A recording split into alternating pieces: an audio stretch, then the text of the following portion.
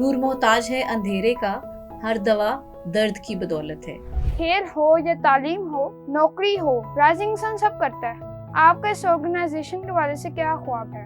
Rising sun का vision है कि we want to empower the persons with special needs, ताकि वो सेल्फ रिलायंट और कॉन्फिडेंट मेंबर्स बन सकें सोसाइटी का। एक और इंटरेस्टिंग प्रोग्राम जो राइजिंग सन चला रहा है ना, वो ये है कि हमारे पास एक स्क्रीनिंग वैन है। वो एक क्लिनिक है जो गाड़ी के अंदर बनी हुई है। ये हम लेके जाते हैं दूर दराज के गाँव में और वहाँ के बच्चों को स्क्रीन करके उधर रहनुमाई करके आते हैं। रास्ता भी हर बंदे के लिए होना चाहिए, चाहे वो व्हील चेयर पे है, चाहे वो चल रहा है। इसी तरह से स्कूल भी सबके लिए होना चाहिए और हर सहूलत इसी तरह बनाई जाए कि तमाम लोग उसको इस्तेमाल कर सकें। परों को खोल जमाना उड़ान देखता है, परों को खोल जमाना उड़ान देखता है, जमीन पर बैठकर आसमां देखता है। बिस्मिल्लाहिर्रहमानिर्रहीम, अस्सलामु अलैकुम। मुझे कहते हैं आपका मेज़बान मोहम्मद हुसैन।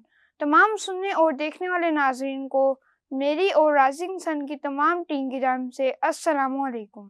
मैं राइजिंग सन का एक तालिबे इल्म हूँ जो 9th क्लास में तालीम हासिल कर रहा हूँ। आज हमारे साथ मौजूद है मेहमान खुसूसी मिस नबीला चौधरी, जिनसे हम कुछ सवालात जानना चाहेंगे अपने सुनने वाले और देखने वाले नाजरीन की इंफॉर्मेशन में, उनके नॉलेज में इजाफा करने के लिए। जी, अस्सलाम वालेकुम। वालेकुम अस्सलाम। कैसे हो हुसैन आप? जी मैं ठीक। मिस आप कैसी हैं और कैसे गुजरी है आपकी लाइफ? अल्हम्दुलिल्लाह, आप जैसे प्यारे प्यारे बच्चों के साथ बहुत अच्छी लाइफ गुजरी है और आपको देख के तो वैसे भी मुझे बड़ा प्राइड जो है ना वो फील हो रही है।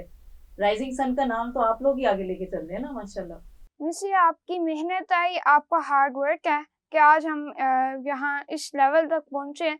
अगर ये तंजीम ना होती तो आज हमारे अंदर ये कॉन्फिडेंस ना होता, आज हम इस लेवल पे, इस मकाम पे इस टाइम ना बैठे होते। सुनने वाले नाज़रीन के आसानी के लिए आपसे कुछ क्वेश्चन करना चाहूँगा। जी ज़रूर। कुछ लोग होते हैं जो अपनी डिसेबिलिटी को अपनी एक लिमिट समझ लेते हैं, लेकिन राइजिंग सन सलाहियतों पर यकीन रखता है। आपके ख्याल में आप मिस समेत इन तमाम डिसेबल अफराद के लिए मज़ीद बेहतर क्या कर सकती हैं? देखिए बेटा, मैं ना आपको एक शेर सुनाना चाहूँगी क्योंकि आपने आगाज़ बड़े खूबसूरत शेर से किया था। हम कहते हैं ना कि ना मैं आया हूँ ना लाया गया हूँ, मैं हर्फ़े कुन हूँ, फरमाया गया हूँ। तो अल्लाह ताला ने इंसानों को ऐसे तकवीम पे पैदा किया है और ये जो बॉडीज़ है ना, ये सिर्फ़ कंटेनर्स हैं जिसमें हमारी रूह जो है उसको डाल दिया गया है। मुझे याद है मेरा बेटा बहुत छोटा-सा था जब वो राइजिंग सन आया करता था और उसने एक दिन एक बच्चे को व्हील चेयर पे देखा और उसने मुझे पूछा है कि मामा जब ये अल्लाह ताला के पास जाएगा तो इसकी जो सोल होगी क्या वो चलती होगी? उस दिन मुझे ज़्यादा अंदाज़ा हुआ कि एक्चुअली एहसने तकवीन का और बॉडी का कंटेनर होने का क्या मतलब है। अल्लाह ताला मुसव्विर हैं, उन्हें रंग पसंद है, तो उन्होंने किसी को लंबा बनाया, किसी को छोटा बनाया, किसी का कलर स्किन का फ़र्क है, किसी की एबिलिटीज़ फ़र्क हैं, कोई ज़्यादा अच्छा गा सकता है, कोई ज़्यादा अच्छा स्पोर्ट्समैन है। इसी तरह से जैसे आप बहुत अच्छा बोलते हैं, तो राइजिंग सन की फ़िलॉसफ़ी भी यही है कि अगर हमने इस दुनिया को खूबसूरत बनाना है ना, तो ये तनव्वुर जो है ये अल्लाह ताला ने पैदा किया है, ये डाइवर्सिटी अल्लाह ताला ने पैदा की है और डाइवर्सिटी तो नेचुरल है, तो ये लिमिटेशन कैसे हो सकती है? और अगर इसको मैं थोड़ा टेक्निकल टर्म में बताऊँ तो एक साइकोलॉजिस्ट थे गार्डनर, उन्होंने एक थ्योरी पेश की। जी। उन्होंने कहा कि ज़हानत एक ही तरह की नहीं होती, ज़हानत मुख्तलिफ तरह की होती है। एक ऐसा बंदा होता है जिसकी इंटरपर्सनल ज़हानत ज़्यादा अच्छी होती है, वो लोगों से ताल्लुकात ज़्यादा अच्छे बना सकता है। एक बंदा ऐसा है जिसकी लॉजिकल मैथमेटिकल इंटेलिजेंस ज़्यादा अच्छी है, तो वो हिसाब-किताब में, मैथ्स में, फिज़िक्स में, इन चीज़ों में ज़्यादा अच्छा होगा। किसी में म्यूज़िकल इंटेलिजेंस ज़्यादा होती है। तो इसका मतलब ये है कि जो अगर हम एक क्लास में कहते हैं जिसने टॉप किया है, इसने ए ग्रेड लिया है, तो शायद वो कंपैरिज़न करना भी अच्छी बात नहीं है। क्योंकि एक बच्चा शायद दूसरे साथियों की मदद करने में ज़्यादा अच्छा है, दूसरा बच्चा जो है वो ज़्यादा neat and hard working and disciplined है, तीसरा बच्चा जो है वो स्पोर्ट्स में बहुत अच्छा है। तो हर बच्चे की अपनी एबिलिटी है। अगर हमें मुकाबला ही नहीं करना चाहिए, तो फिर इसका मतलब है डाइवर्सिटी तो खूबसूरती है, इसको तो हमें सेलिब्रेट करना चाहिए और हम यही करते हैं राइजिंग सन में। माशाल्लाह आपका इस बारे में बहुत ज़्यादा कॉन्सेप्ट अच्छा लगा। उम्मीद है कि ना सुनने वालों का इस बारे में जो भी कॉन्सेप्ट है वो क्लियर हो चुका हुआ। बढ़ते हैं अपने नेक्स्ट सवाल की जानिब। नेक्स्ट सवाल ये कई बच्चे ऐसे होते हैं जिनको मुश्किलात तो पेश आती हैं क्योंकि उनको सपोर्ट हासिल नहीं होती। अ, जिस तरह मेरे घर के सामने एक बच्चा रहता है, वो मेंटली उसका इशू है, मेंटली तौर पे एक नॉर्मल है, तो उसको इसी तरह के किसी इंस्टीट्यूट के बारे में इल्म नहीं है जहाँ पर बच्चों की रहनुमाई की जा सके, उनको माशरे में रहने के तौर तरीके सिखाए जा सके, उनकी तरबियत की जा सके। तो मेरे वालिद साहब ने उनके नॉलेज में इस तरह का एक इंस्टीट्यूट लाए। तो आप इस तरह के मज़ीद मुझ समेत इन तमाम डिसेबल अफराद के लिए मज़ीद बेहतर क्या कर सकती हैं? आप बिल्कुल सही कह रहे हैं बेटा। देखें, मैं ना तकरीबन 25 साल हो गए मुझे राइजिंग सन में, और अगर मैं पीछे मुड़ के देखूं तो आगाही जो थी ना ये बहुत कम थी। बच्चे बहुत बड़े होके हमारे पास आते थे, पेरेंट्स को अंदाज़ा नहीं होता था कि बच्चे में कोई स्पेशल नीड है, और वो काफ़ी उनको टाइम ज़ाया करके बड़ा करके उनकी जो आइडियल स्कूलिंग एज थी उसको गुजार के बच्चों को हमारे पास लाया करते थे। लेकिन आहिस्ता आहिस्ता ये अवेयरनेस जो है ये बढ़ रही है। लेकिन जैसे आपने कहा ना सपोर्ट, अब सपोर्ट एक तरह की नहीं होती। ऐसा भी होता है बाज़ औक़ात माँ बाप के पास वो वसाइल नहीं है, वो माली वसाइल नहीं है, या वो उनके पास इतनी इन्फॉर्मेशन नहीं है जिससे वो अपनी मदद कर सकें बच्चे की। तो जहाँ तक माली वसाइल की बात है तो राइजिंग सन में तो आपको पता है कि इस चीज़ से फ़र्क नहीं पड़ता कि बच्चा फ़ीस दे सकता है, बच्चा नहीं फ़ीस दे सकता, बच्चा किस इलाके में रह रहा है, क्योंकि हम डोर स्टेप तक प्रोवाइड कर रहे हैं उनको ट्रांसपोर्टेशन। और हमारे बहुत ज़्यादा स्टूडेंट्स ऐसे हैं जिनकी हमने ज़िम्मेदारी ली हुई है, क्योंकि उनके माँ बाप उनकी तालीमी जो ज़रूरियात हैं वो पूरी नहीं कर सकते। अब इसके बाद एक क्वेश्चन ये आ गया कि जी जो बच्चा राइजिंग सन तक पहुंच सकता। अभी 2006 में हमने एक प्रोग्राम का आगाज़ किया था जो था हमारा आउटरीच प्रोग्राम। आउटरीच में हमने क्या किया है कि अब हम मुख्तलिफ इलाकों में जाके वहाँ पे कम्युनिटी बेस्ड सेंटर्स बना रहे हैं। हमारे इस वक्त कसूर में, काहना में, शाहदरा में मुख्तलिफ कम्युनिटी बेस्ड सेंटर्स काम कर रहे हैं, जिससे हम उन जगहों के बच्चों की खिदमत कर रहे हैं। फिर हमें एक और चैलेंज आता है कि जी अब आपके पास फ़र्ज़ करें जैसे आपका कैंपस है, परवीन एंड अब्दुल तवाब खान कैंपस, और वहाँ पे हमारे पास सीट नहीं बची एडमिशन के लिए उस क्लास में जहाँ पे बच्चा आ रहा है, तो हमने डीएचए में आफ्टरनून प्रोग्राम का भी आगाज़ किया हुआ है। इसी तरह से हमारी ओपीडी सर्विस भी चलती है, जिसमें बच्चे मुख्तलिफ शहरों से आते हैं, अपना होम प्लान बनवाते हैं, 1 हफ्ता काम करना सीखते हैं माँ बाप उस बच्चे के साथ, और घर वापस चले जाते हैं, और फिर 2-3 माह काम करके फिर वापस आ जाते हैं, फिर टीम से प्रोग्राम बनवा के चले जाते हैं। ये एक और तरीका है जिससे हम बच्चों तक पहुँचने की कोशिश कर रहे हैं। एक और इंटरेस्टिंग प्रोग्राम जो राइजिंग सन चला रहा है ना, वो ये है कि हमारे पास एक स्क्रीनिंग वैन है। वो एक क्लिनिक है जो गाड़ी के अंदर बनी हुई है। उसके अंदर बच्चे का physical examination, hearing screening, visual screening, हर तरह की, इवन उसके अंदर टॉयलेट भी है, उस पर सोलर पैनल भी लगा हुआ है। ये हम लेके जाते हैं दूर दराज के गाँव में, और वहाँ के बच्चों को स्क्रीन करके उधर रहनुमाई करके आते हैं। फिर हम उनको अपना नंबर दे के आते हैं, और वो ऑनलाइन फ्री सर्विसेज हमारे से ले सकते हैं। और अभी तक हम तकरीबन पूरे पंजाब में ये काम कर चुके हैं स्क्रीनिंग कैंप्स का। और अभी पिछले माह हम लोग बालाकोट से होके आए हैं, केपी में, वहाँ पे हम स्क्रीनिंग कैंप लगा के आए हैं। तो एक और ये तरीका है अवेयरनेस रेज करने का। अब बहुत सारे बच्चे ऐसे हैं जो कि रेगुलर स्कूल्स में जा रहे होते हैं क्योंकि उनकी स्पेशल नीड्स ऐसी हैं, या फिर ये कि उनके इलाके में कोई स्पेशल एजुकेशन का इंस्टीट्यूट ऐसा नहीं है, और वो वहीं के किसी रेगुलर स्कूल की ज़रिए ही खिदमात हासिल कर सकते हैं। तो हमने 2009 में इंक्लूसिव एजुकेशन का प्रोजेक्ट स्टार्ट किया, जिसमें हम जो रेगुलर स्कूल टीचर्स हैं उनको ट्रेन करते हैं, और हम अभी तक 2000+ टीचर्स ट्रेन कर चुके हैं अक्रॉस पाकिस्तान। अभी इस साल हम लोगों ने 107 टीचर्स ट्रेन किए हैं, जिनका ताल्लुक गिलगित बल्तिस्तान से था, सिंध से था, केपी से था और पंजाब से था। तो ये वो तमाम छोटे छोटे इकदामात हैं जो हम कोशिश करते हैं करते रहें। इसके अलावा मीडिया कैंपेन्स चल रही होती हैं, सोशल मीडिया पे अवेयरनेस रेज कर रहे हैं। रेगुलर स्कूल के बच्चे हर साल हमारे पास समर इंटर्नशिप के लिए आते हैं, बहुत ज़्यादा रूटीन में विजिट्स के लिए आते हैं। बहुत सारे जो कॉरपोरेट सेक्टर है उनको हम इन्वाइट करते हैं कि वो हैरान रह जाएं आपकी काबिलियत देख के, और जब ये देखें कि ऐसी सहूलियात मौजूद हैं तो वो बाकी लोगों को भी जाके वर्ड ऑफ माउथ के ज़रिए भी बताएं कि ऐसी सहूलियात मौजूद हैं, और बच्चों का हक है कि वो तालीम हासिल करें। माशाल्लाह, आपने बहुत अच्छे तरीके से इसका आंसर दिया ताकि सुनने वालों की इस बारे से जो कॉन्सेप्ट है वो क्लियर हो सके। और नियत मुकमिन खैरुन मिन अमलिही, मोमिन की नियत उसके अमल से बेहतर है। आपकी नियत है इंशाल्लाह ये एक दिन चुगनी और रात दुगनी तरक्की करके स्पेशल बच्चों में स्पेशल नीड के साथ एक ऐसे मुकाम पर लाके खड़ा करेगा जहाँ दुनिया उनकी बुलंदी को देख के हैरान रह जाएगी। अगला क्वेश्चन मैं आपसे करना चाहूँगा ताकि सुनने वाले मज़ीद राइजिंग सन इंस्टीट्यूट के बारे में जान सकें। अगला क्वेश्चन है, खेल हो या तालीम हो, नौकरी हो, राइजिंग सन सब करता है। आपका इस ऑर्गेनाइजेशन के बारे से क्या ख्वाब है? ख्वाब क्या है? ख्वाब ये है कि बेटा हम लोग जजमेंटल ना हो। राइजिंग सन का विजन है कि we want to empower the persons with special needs, ताकि वो सेल्फ रिलायंट और कॉन्फिडेंट मेंबर्स बन सकें सोसाइटी का। और ये ख्वाब जो है ये आज से 40 साल तकरीबन 41 ईयर्स पहले मिसेस परवीन तवाब ने एंड डॉक्टर अब्दुल तवाब खान ने देखा था, जब अपने डाइनिंग रूम से उन्होंने राइजिंग सन का आगाज़ किया था। तो जो सबसे बड़ा ख्वाब है ना राइजिंग सन का, वो ये है कि जब आप किसी से कम ही नहीं है, तो फिर कोई आपकी तरफ नीचे करके नहीं देखे, डाउन अपोन नहीं होके देखे, वो आपकी हैरान रह जाए काबिलियत से। राइजिंग सन में जो भी बच्चे आ रहे हैं पहले दिन से, हमारा गोल ये होता है कि हमने इनको एम्पावर करना है, इनके पैरों पे खड़ा करना है। ये ऑब्जेक्ट्स ऑफ चैरिटी नहीं है, ये हमारी तरह के इंसान हैं, और जब ये हमारी तरह के इंसान हैं तो हमारी तरह इनका हक है ये काबिल इज़्ज़त, काबिल फ़ख्र ज़िंदगी गुजारें। और यही एक ख्वाब है जो पिछले 40 साल से फाउंडर्स लेके चले, और अब हम आहिस्ता आहिस्ता उनके साथ शामिल होते जा रहे हैं और इसी ख्वाब को आगे लेके चल रहे हैं। यहाँ मैं ना एक और इंटरेस्टिंग चीज़ आपको बताती हूँ। हम कहते हैं कि ये नॉर्मल है और ये स्पेशल है, और मेरा ये कहना है कि नॉर्मेलिटी है जो ये हाइपोथेटिकल है। किसी ने देखा है कि आइडियली नॉर्मल क्या होता है? इसका मतलब है हम सब नॉर्मल हैं। जी। मुझे भी थोड़ा-सा ज़्यादा गुस्सा आता है तो शायद फिर मैं साइकोलॉजिकली सही नहीं हूँ। अगर मैं ऐनक लगाती हूँ तो इसका मतलब है मेरी नज़र भी 100% सही नहीं है। बाज़ ब लोग ऐसे होते हैं जिन्हें तरतीब बहुत अच्छी लगती है, और उनका अगर बिस्तर ज़रा-सा ख़राब हो जाए तो वो परेशान हो जाते हैं। तो किसी हद तक ऑटिज़्म के जो फ़ीचर्स हैं वो उनमें भी पाए जाते हैं। तो आइडियल नॉर्मल तो कुछ भी नहीं होता। जब हम सब स्पेशल हैं, क्योंकि हम सबका दिल चाहता है कि हमें जज ना किया जाए। हम सबका दिल चाहता है हम जैसे हैं, जहाँ हैं, हमें वैसे ही कबूल किया जाए। तो फिर हम सब स्पेशल हैं और ये दुनिया हम सब की है। माशाल्लाह आपका बहुत अच्छा ख्वाब है। अल्लाह ताला इस ख्वाब को एक दिन ज़रूर पूरा करेगा। आमीन। और इसके बाद अगला क्वेश्चन की तरफ बढ़ते हैं। लोग डोनेशन तो दे देते हैं राइजिंग सन को, लेकिन वो डोनेशन से बढ़कर इस तंज़ीम की तरक्की, फ़लाह-व-बहबूद और इस तंज़ीम में बनने वाले खुसूसी अफ़राद की तरक्की और फ़लाह-व-बहबूद के लिए मज़ीद क्या कर सकते हैं?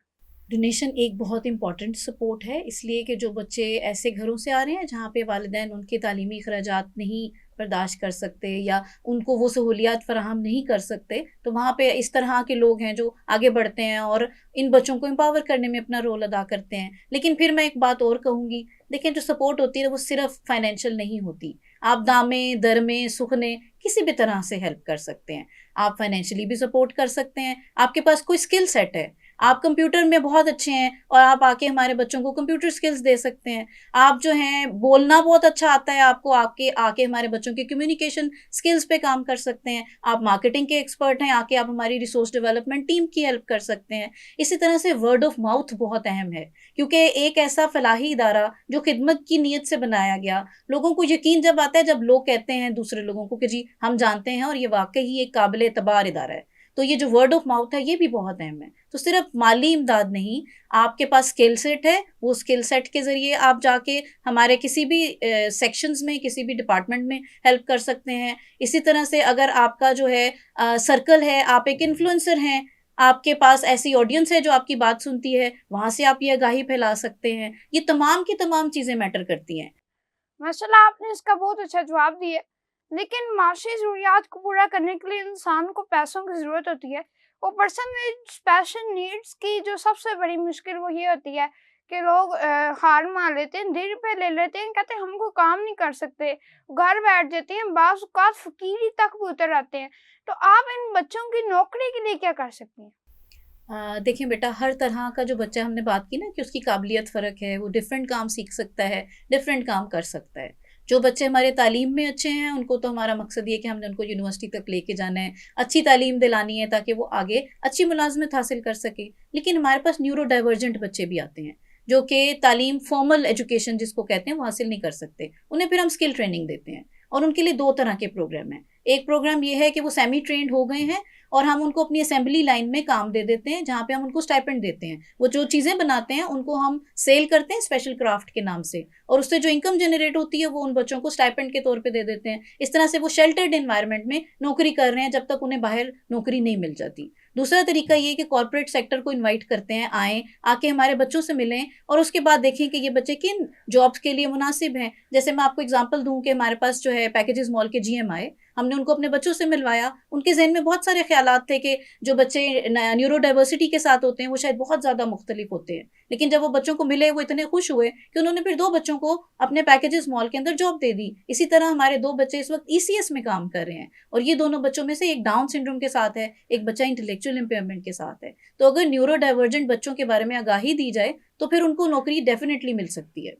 माशाल्लाह आप बहुत अच्छी ट्रेनिंग कर रहे हैं हमारे स्पेशल खुसूसी अफराद के लिए जो खुसूसी ज़रूरियात के हामिल हैं, जिनको माशरे में उस तरह की सपोर्ट नहीं मिलती जिस तरह की उनको ज़रूरत होती है। लेकिन राइजिंग सन एक होम के तौर पर, राइजिंग सन एक तरबियत गाह के तौर पर उनकी तरक्की और फलाह व बहबूद में अपना किरदार अदा कर रहे हैं। इसमें आपका और आपकी पूरी टीम का जितना शुक्र अदा किया जाए और जितनी उनकी तारीफ़ की जाए वो कम है। अगले सवाल की जानिब बढ़ते हैं ताकि हमारे नाज़रीन मज़ीद इस तंज़ीम के हवाले से और इस फलाही इदारे के हवाले से जान सकें।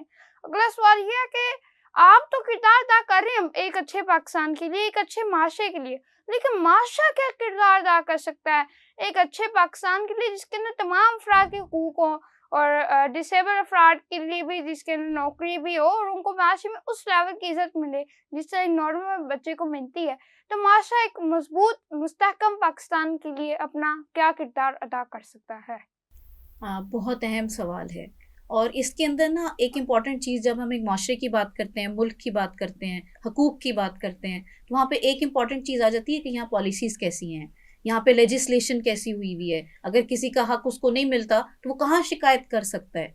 मैं आपको ये बताऊँ कि पाकिस्तान में पॉलिसीज़ अच्छी बनी हुई हैं निस्बतन, क्योंकि 2002 के अंदर हमारी पहली पॉलिसी बनी थी फॉर पर्सन्स विद डिसेबिलिटीज़। उसके बाद उसका एक्शन प्लान बना, और इसी तरह जब पंजाब हुकूमत के पास और डिफरेंट सूबों के पास ये डिवॉल्व हो गई तो उन्होंने भी अपनी अपनी पॉलिसीज़ बनाई। पॉलिसी बनाने में हम लोग इतने कमज़ोर नहीं हैं, इम्प्लीमेंटेशन में हम कमज़ोर हैं। तो एक रोल जो है वो माशरे ने अदा करना है, हुकूमत ने अदा करना है। वहाँ पे मैं ये कहूँगी कि जो पॉलिसीज़ बन चुकी हैं अगर उनको प्रॉपरली इम्प्लीमेंट किया जाए तो हुकूक लाजमी मिलेंगे हमारे खुसूसी अफराद को। दूसरी चीज़ मैं ये कहूँगी कि इंडिविजुअल लेवल पे मैं अपने लेवल पे क्या कर रही हूँ, कोई और अपने लेवल पे क्या किरदार अदा कर रहा है। हम लोग अक्सर जब हमारे पास समर इंटर्नशिप में बच्चे आते हैं, हम उनको बताते हैं कि अगर आप किसी खसूसी बच्चे को देखें, सबसे पहले गलत चीज़ जो आप करते हैं वो स्टेयरिंग है। अगर आप कहीं जा रहे हैं, आपको कोई घूर रहा, आपको कैसा लगेगा? और इसका दूसरी जो चीज़ होती है वो ये होता है कि वो क्वेश्चन पूछते हैं, इसके साथ क्या मसला है? वो मसला नहीं है, उसकी ज़ात का हिस्सा है।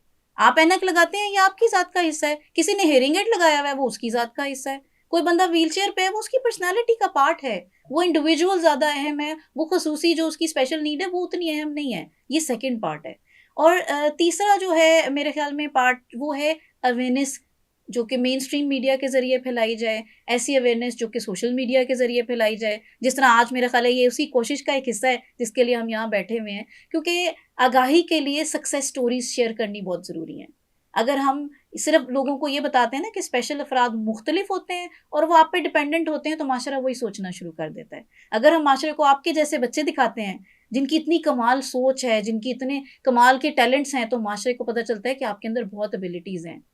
और ये जो इख्तलाफ है ये सिर्फ ज़ात का इख्तलाफ है, आप किसी से कम नहीं है। तो आगाही बहुत ज़रूरी है। जी बिल्कुल, आपने एक बहुत अच्छा पैगाम अब माशरे तक पहुँचाया। अब जो इसे सुन रहे हैं इसके अंदर से कई यूट्यूबर्स होंगे, कई टिकटॉकर्स होंगे और कई मुख्तलिफ फील्ड्स में काम कर रहे होंगे माशरे के अंदर, वो भी इसके अंदर अपना हिस्सा डाल सकते हैं। ज़्यादा नहीं तो उसके ऊपर एक वीडियो डाल सकते हैं, इसकी कुछ मार्केटिंग कर सकते हैं। इसका अजर आपको और दुनिया में तो शायद ना मिले, लेकिन क़यामत के दिन अल्लाह पाक आपको इसका अजर ज़रूर देगा। हर इब्तिदा से पहले, हर इंतहा के बाद। हर इब्तिदा से पहले, हर इंतहा के बाद ज़ाते नबी बुलंद है, ज़ाते खुदा के बाद। मैं मानता हूँ दुनिया में तमाम काबिल एहतराम शख्सियतों को, मैं मानता हूँ दुनिया में तमाम काबिल एहतराम शख्सियतों को, लेकिन ज़ाते नबी के बाद। अच्छा, आप अगर इस प्रोग्राम के ज़रिए कोई ऐसा पैगाम जो सुनने और देखने वाले नाज़रीन तक पहुँचाना चाहें? जी, मैं ज़रूर एक पैगाम देना चाहूँगी, और इसके लिए फिर अगेन मैं एक शेर सुनाऊँगी कि नूर मोहताज है अंधेरे का, हर दवा दर्द की बदौलत है। अगर हम सब एक जैसे होते, ये दुनिया एक जैसी होती, इसमें कोई रंग नहीं होता, इसमें कोई रौनक नहीं होती। जब डाइवर्सिटी नेचुरल है, डाइवर्सिटी होनी है, हमेशा से है, हम सब ने एक दूसरे से मुख्तलिफ होना है, तो ये माशरा भी ऐसा होना चाहिए कि हर बंदे को लगे कि ये माशरा मेरा है। हमारी रास्ता भी हर बंदे के लिए होना चाहिए, चाहे वो व्हील चेयर पे है, चाहे वो चल रहा है। इसी तरह से स्कूल भी सबके लिए होना चाहिए, और हर सहूलत इसी तरह बनाई जाए कि तमाम लोग उसको इस्तेमाल कर सकें, ताकि हम लोग डाइवर्सिटी को सेलिब्रेट कर सकें। माशाल्लाह मिस नबीना ने काफ़ी इंफॉर्मेशन आप तक पहुंचाई है। मेरा नहीं ख्याल इसके बाद आपके ज़हन में किसी भी किस्म का कोई भी सवाल आ चुका होगा। अगर आपके ज़हन में भी कोई ऐसा सवाल है जिसका आप आंसर पूछना चाह रहे हैं, तो आप कमेंट सेक्शन में बिला झिझक कमेंट कर सकते हैं। इस वीडियो को लाइक करें, शेयर करें, ताकि देखिए अगर कोई फ़लाह हो रही है, अगर कोई फ़लाह महफूज़ का कोई काम हो रहा है, उसके ना एक बंदा जितनी मर्ज़ी कोशिश कर रहे, वो तब तक कामयाब नहीं हो सकता जब तक दूसरे अफ़राद उसके साथ मिलकर काम ना करें। जिस तरह आप तहरीक पाकिस्तान को ले लें, आप अपनी तारीख़ पढ़ रहे हैं। कोई भी तहरीक तब कामयाब होती है जब उसके साथ माशरा खड़ा होता है। अगर हम आज अपने माशरे के लिए, बेहतरी के लिए इतना सिर्फ काम कर लेंगे, अपने डिसेबल अफराद तक आगाही पहुंचा दें, हम किसी के हाथ नहीं है, वो बाहर आके मांगने लग जाए, तो मेरा ख्याल है इसके अंदर उसका कसूर नहीं है, हमारे माशरे का कसूर है कि उसने उस तक आगाही नहीं पहुंचाई। तो मैं यही कहूँगा कि अगर यूट्यूबर है कोई, अगर कोई टिकटॉकर है, तो उसके ऊपर वीडियो बनाए ताकि डिसेबल अफराद तक ये चीज़ पहुँचे। अब विजुअली इम्पेयर्ड अफराद कहते हैं मोबाइल नहीं चला सकते, कैसे नहीं चला सकते, मुफ्ती सॉफ्टवेयर है। जब तक आप उनको तालीमी इदारों में नहीं डालेंगे, उनको कैसे पता चलेगा कि वो हर किस्म का वर्क कर सकते हैं, ऑनलाइन वर्क कर सकते हैं, हर किस्म का वर्क कर सकते हैं। अब इंसान कोई भी नाअहल नहीं होता। अगर इंसान नाअहल होता है, तो इंसान को तरबियत, माशरे में रहने के तौर तरीके और तालीम अहलियत में कन्वर्ट कर देती है। तो मैं यही कहना चाहूँगा कि आप इसके ऊपर आगाही वीडियोस बनाएं, ताकि लोगों तक ये मैसेज पहुँचे और लोग इससे कुछ ना कुछ सबक हासिल करें, और लोग अपने बच्चों को इस तरह के इंस्टीट्यूट्स में डालें, जिस तरह के राइजिंग सन एक माशाल्लाह बहुत अच्छा काम कर रहा है, और अल्लाह पाक इनको अजर ज़रूर देगा क़यामत वाले दिन। और इसी तरह आप लोग भी अगर इसके अंदर हिस्सा डालेंगे, तो इंशाल्लाह अजर में से आप लोगों को भी ज़रूर अल्लाह ताला अजर देगा, दुनिया में मिले या ना मिले। मैं राइजिंग सन की पूरी टीम और आप तमाम लोगों का शुक्रिया अदा करना चाहूँगा, जिन्होंने मुझे बोलने का यहाँ पर शर्फ बख्शा। और एंड पे मैं तमाम सुनने और देखने वाले लिसनर से इजाज़त चाहूँगा। अपने मेज़बान मोहम्मद हुसैन को दीजिएगा इजाज़त। अल्लाह हाफ़िज़।